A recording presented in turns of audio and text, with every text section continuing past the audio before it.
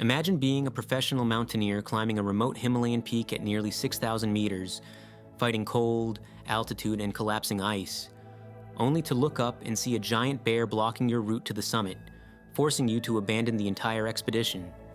That's just one story from a group of mountains so extreme that only one human expedition has ever stood on their summits. Peaks so dangerous, so inaccessible, or so forbidden that every attempt after that single success ended in failure or retreat.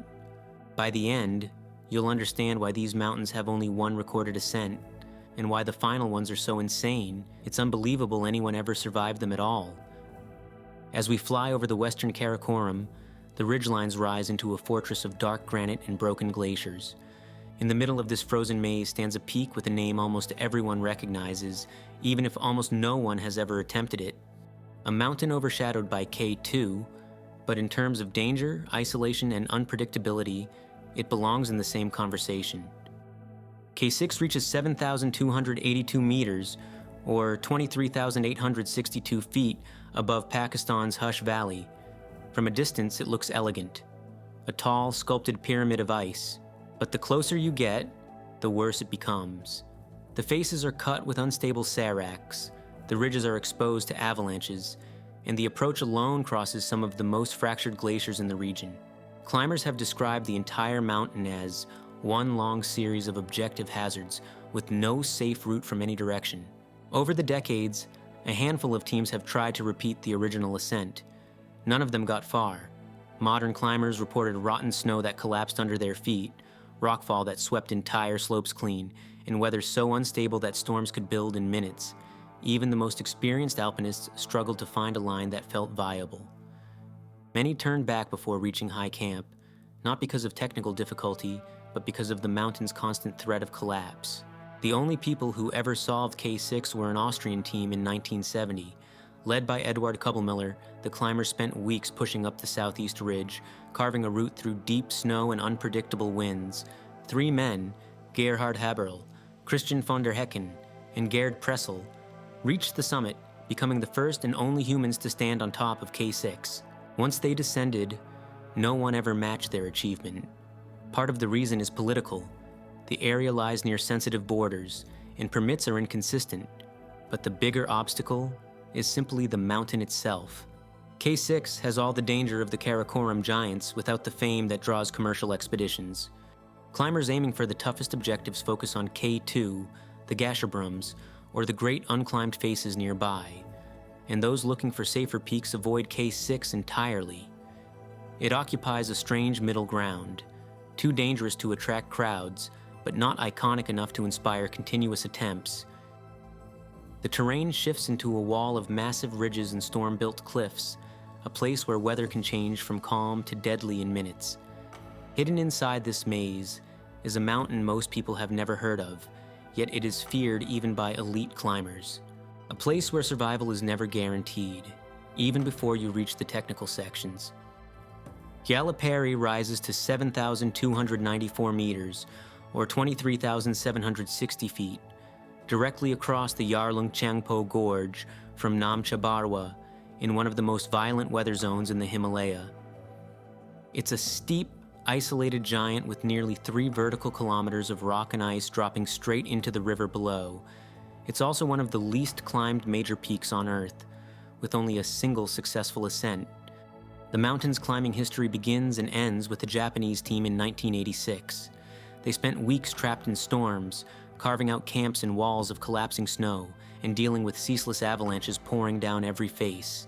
On October 31st, after a final push through breakable crust and near-zero visibility, Yasuhiro Hashimoto, Yoshio Ogata, and Hirotaka Imamura became the first and only climbers to reach the summit. Their climb was described as cold, chaotic, and incredibly exposed from start to finish. Later attempts revealed just how unstable this mountain really is. In 1998, an experienced Spanish team tried to repeat the ascent. They battled deep, wind-loaded snow, constant storms, and one of the strangest encounters in Himalayan climbing. At nearly 6,000 meters, a Himalayan bear appeared out of the mist and approached their tents. The team retreated, shaken and exhausted, long before they could reach the upper slopes. No expedition has come close since. Gyala Peri is simply too dangerous, too storm-racked, and too isolated. The region sits in a politically sensitive area of Tibet, and access has often been restricted for long stretches of time. Even when access is technically possible, the weather rarely allows a safe attempt. Climbers describe the peak as a funnel for storms, a place where the jet stream slams directly into the face of the mountain and never fully releases.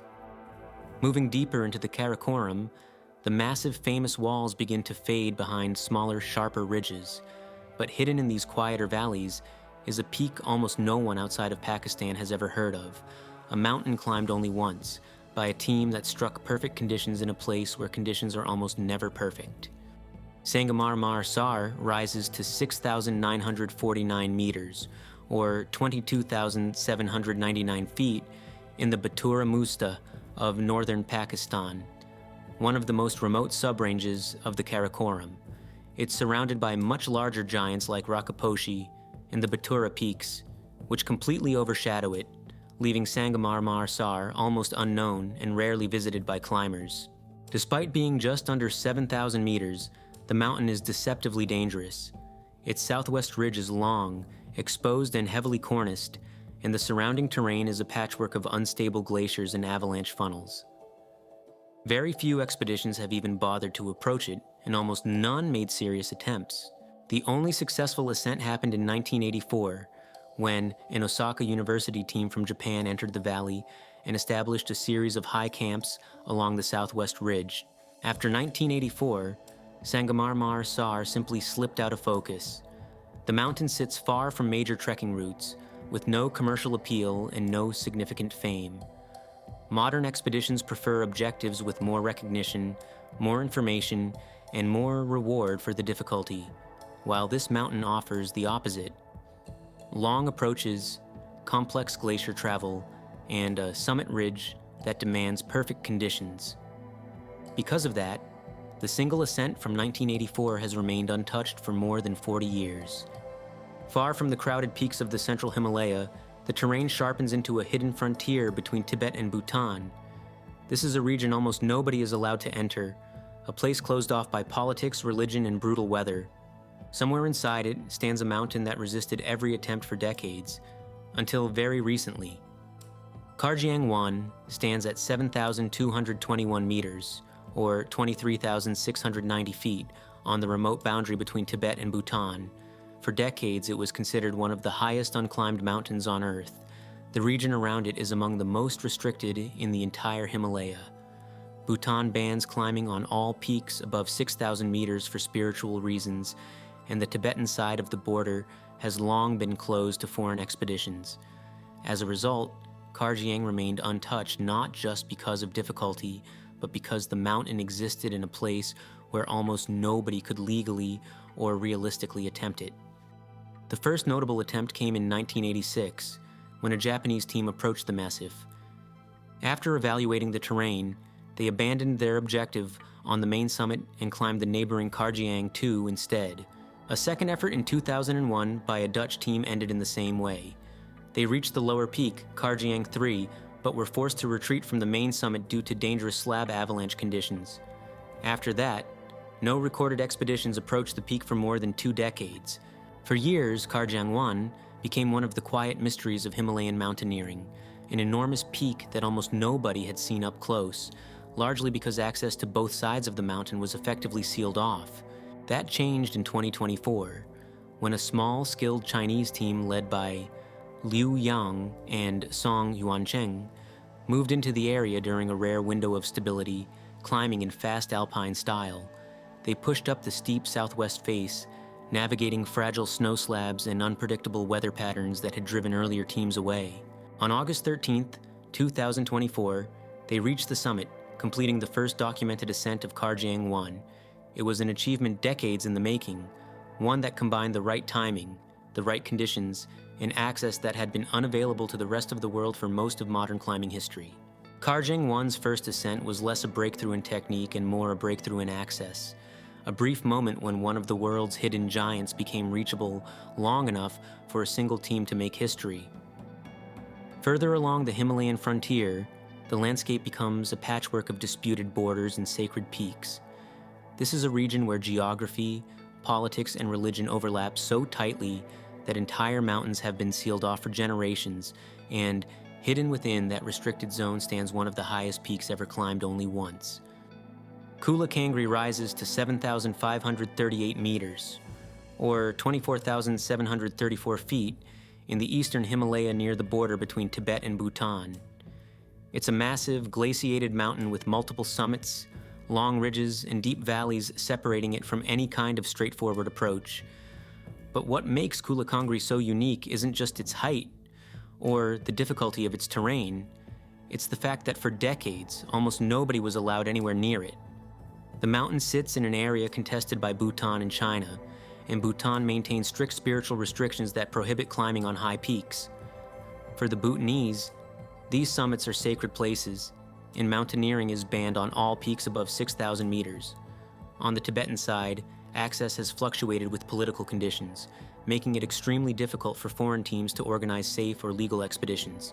Despite these challenges, one team did manage to reach the summit. In 1986, a large Chinese-Japanese expedition, led by Kazumasa Hirai, established a series of high camps on the vast glaciated slopes of Kula Kangri. With more than 40 members involved, the group moved methodically up the mountain, fixing rope, ferrying supplies, and working through long stretches of unstable snow. Their effort paid off when climbers finally reached the main summit, the first and only confirmed ascent of Kula Kangri. The climb itself was not widely celebrated outside the region, but within the mountaineering community, it gained quiet significance. Very few peaks above 7,500 meters have only a single recorded ascent, and even fewer remain so inaccessible afterward that no one can realistically attempt them again. After 1986, Kula Kangri effectively disappeared behind layers of restrictions. Bhutan's spiritual ban on mountaineering closed off one side of the mountain permanently, while the Tibetan side remained complicated by border disputes and limited foreign access. Decades later, the summit reached by that single expedition still stands untouched. Kula Kangri became a one-time achievement, not because the mountain defeated climbers, but because the world around it created barriers far higher than its icy ridges. Moving north into the eastern Karakoram, the mountains begin to rise into a cold, wind-carved world of long ridges and hidden glaciers. This is a place rarely visited, far from crowded base camps or well-known routes, and tucked deep inside this frozen maze is a peak once considered one of the highest unclimbed mountains on Earth. Saser Kangri II East stands at 7,518 meters, or 24,665 feet, in India's remote eastern Karakoram. It's a towering summit surrounded by steep ice faces and knife-edged ridges, sitting in one of the most isolated corners of the range. For years, it was considered the second highest unclimbed mountain in the world, not because it was forgotten, but because its terrain is notoriously difficult and access to the region is heavily restricted. No successful attempts were recorded until 2011, when an American trio, Mark Ritchie, Steve Swenson, and Freddie Wilkinson, traveled to the Saser region with the goal of climbing the peak in pure alpine style. Reaching the mountain required days of travel across broken glaciers in high, crevassed plateaus. Once they arrived, they faced a 1,700-meter wall of steep snow, blue ice, and exposed mixed terrain on the southwest face. The climb demanded absolute precision. The team carried all their gear on their backs, moving without fixed ropes or large support camps. Every section of the route was committing, with pitches of unstable snow over rock slabs and long traverses where a mistake would have been fatal. High on the face, the weather began to shift, bringing thin air, blowing snow, and bitter cold. Despite the conditions, the three climbers pushed through and reached the summit on August 24th, completing one of the most significant first ascents of the decade. Their achievement earned a Piolet d'Or, one of mountaineering's highest honors, and immediately established Saser Kangri II East as one of the most serious high-altitude climbs ever completed, and since then, no team has returned to repeat it. Today, this mountain remains a solitary summit, a perfect example of a peak that allowed one ascent only because a small group of elite climbers were willing to step into one of the most isolated and dangerous corners of the Himalaya. Far in the upper Karakoram, the landscape tightens into a chain of jagged ridges known for some of the hardest climbs on Earth. Hidden deep inside this range is a summit that became a modern obsession for elite alpinists, a peak that turned away every expedition for decades, earning a reputation as the highest unclimbed mountain still legally accessible. Muchu Chish rises to 7,452 meters, or 24,449 feet, in the Batura Musta of northern Pakistan. For years, it was considered the highest unclimbed mountain in the world that climbers were actually allowed to attempt. The first serious attempt came in 1999, when a Spanish team followed the long, brutal south ridge connected to Batura 6. They reached around 6,650 meters before deep snow and avalanche danger forced them back. Years passed before anyone tried again. In 2014, British climber Pete Thompson made a solo push but turned around near 6,000 meters after encountering hard, bulletproof ice that made upward movement too slow and too dangerous. Between 2020 and 2023, multiple Czech-led expeditions turned the mountain into a multi-year project. In 2023, 2 Czech climbers reached approximately 7,200 meters, just a few hundred meters below the summit, before a sudden storm trapped them high on the ridge and forced a retreat. For a moment, it looked like the mountain might defeat yet another generation of climbers. Then, in July 2024, a Czech team made one final attempt. Zdeněk Hák, Radoslav Groh, and Jaroslav Bansky climbed through the same labyrinth of steep ice and narrow ridges, moving in fast alpine style to avoid the deep snow that had stopped previous expeditions. After a 6-day effort, they traversed the long Cornist summit ridge and finally reached the top on July 5th, the first and only confirmed ascent of Muchu Chish. Their climb instantly became one of the most celebrated achievements in recent Himalayan mountaineering. Muchu Chish wasn't conquered because it was safe, or well-mapped, or frequently attempted. It was conquered because a small group of climbers spent years learning its moods, its storms, and its impossible geometry until they found a narrow pathway to success. Since that ascent, no one has returned. The objective hazards remain unchanged. The approach remains brutal, and the summit ridge is still one of the most exposed high-altitude traverses in the Karakoram. At the far eastern edge of the Himalaya, the mountains curve sharply into one of the deepest river gorges on Earth. Here, surrounded by sheer cliffs, violent storms, and regions closed for generations, rises a peak that feels less like a mountain and more like a boundary between worlds. A place so difficult and so isolated that only one expedition has ever reached its summit. Namcha Barwa stands at 7,782 meters, or 25,520 feet, above the Yarlung Tsangpo Gorge in southeastern Tibet. Its ridges drop almost vertically into what is often called the deepest gorge on the planet. This isolation, combined with fierce storms from the Indian monsoon, makes Namcha Barwa one of the most challenging high mountains in the entire Himalaya. For decades, it wasn't just unclimbed, it was considered unclimbable. Multiple expeditions studied the mountain from afar, but only a few ever attempted to climb it. Teams in the 1980s were repeatedly turned back by avalanches, unpredictable weather, and the massive ice walls guarding every approach. Some climbers described Namcha Barwa as a storm factory, a mountain where the weather could collapse without warning and wipe out an entire camp in minutes. The only successful ascent came in 1992, when a Chinese-Japanese team launched a large, carefully organized expedition. They spent weeks establishing high camps and fixing rope through unstable terrain. 11 climbers reached the summit on October 30th, navigating deep snow, high winds, and sections of steep ice that had turned back every previous attempt. Their summit day was long and exposed, with near-constant avalanches rumbling down the surrounding faces. When they finally stood on top, they became the first and only people to ever reach the highest point of Namcha Barwa. What happened afterward made the mountain even more unreachable. Soon after the 1992 ascent, the surrounding region was closed to foreign climbers for political and religious reasons, effectively sealing Namcha Barwa off from the outside world. More than 30 years later, the mountain still holds a single successful ascent, with its summit untouched and its flanks largely unexplored. Namcha Barwa remains one of the rarest achievements in mountaineering, a mountain conquered only once, then hidden away again behind storms, solitude, and silence.